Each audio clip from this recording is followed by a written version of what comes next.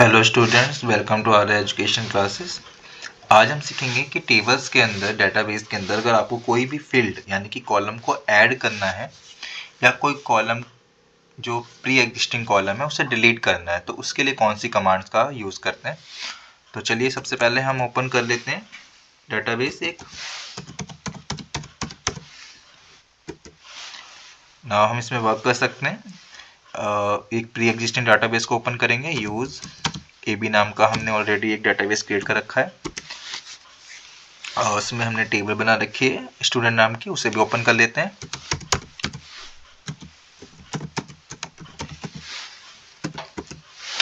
देखिए यहाँ पे हमारे पास स्टूडेंट नाम की एक टेबल है जिसके अंदर हमारे पास 3 फील्ड्स हैं, roll number, name and DOB।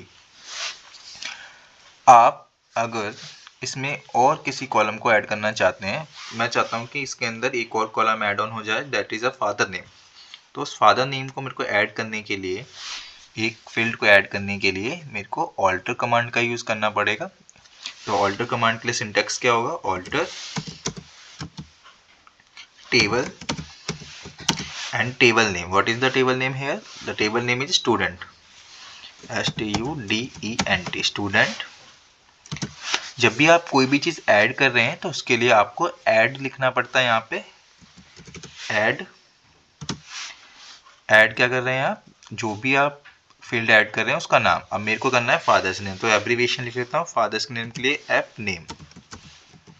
F name का जो भी डाटा टाइप होगा वो हमारा कैरेक्टर या वैरचर होगा, तो मैं लिखता हूँ कैरेक्टर डाटा टाइप कैर,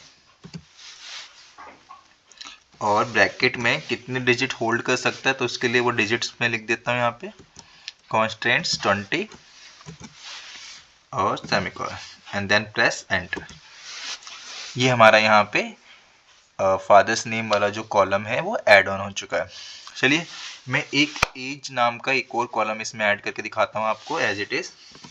ये देखिए, उसके लिए सेम कमांड चलेगी, ऑल्टर टेबल स्टूडेंट और ऐड, बस फादर नेम की जगह मैं लिख देता हूँ एज, और कैरेक्टर की जगह लिख देता हूँ इंटीजर, क्योंकि जो एज होगी वो इंट टाइप वैल्यू होल्ड्स करती है और उसका जो साइज होगा वो 2 डिजिट्स होगा। Then press enter. तो यहाँ पे हमारा एज नाम का कॉलम भी ऐड ऑन हो चुका है। तो हम चेक करते हैं कि ये ऐड हुआ या नहीं हुआ, तो उसके लिए डिस्क्राइब कर लेते हैं, डिस्क्राइब स्टूडेंट सेमीकोलन एंटर। ये देखिए हमारा यहाँ पे फादर नेम और एज नाम का जो कॉलम है वो टेबल के अंदर ऐड ऑन हो चुका है।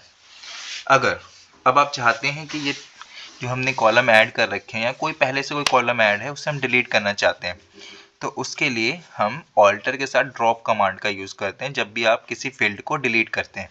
तो उसके लिए आप कमांड लिखेंगे ऑल्टर टेबल, टेबल का नाम स्टूडेंट, और जब आप ऐड करते हैं तब आप ऐड लिखते हैं, और जब आप डिलीट करते हैं तो डिलीट वर्ड नहीं लिखा जाता है, उस समय हम लिखते हैं ड्रॉप। जब भी आप कॉलम को डिलीट कर रहे हैं तो ड्रॉप और उस कॉलम का नाम जिसे आप डिलीट करना चाहते हैं। तो मैं एज को डिलीट करना चाहता हूँ तो मैं यहाँ पे एज को छोड़ो, चलो मैं DOB को डिलीट करना चाहता हूँ तो मैं DOB को लिख देता हूँ, DOB सेमीकोलन प्रेस एंटर। यहाँ पे हमारी जो DOB नाम की जो फील्ड है वो डिलीट हो चुकी है। अब हम चेक कर लेते हैं, तो डिस्क्राइब स्टूडेंट प्रेस एंटर। अब देखिए यहाँ पे हमारा जो DOB नाम का जो कॉलम था वो डिलीट हो चुका है।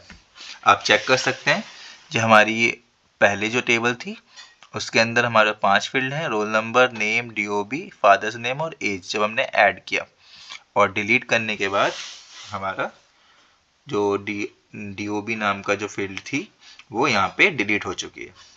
आई होप आपको समझ आया होगा। Thank you.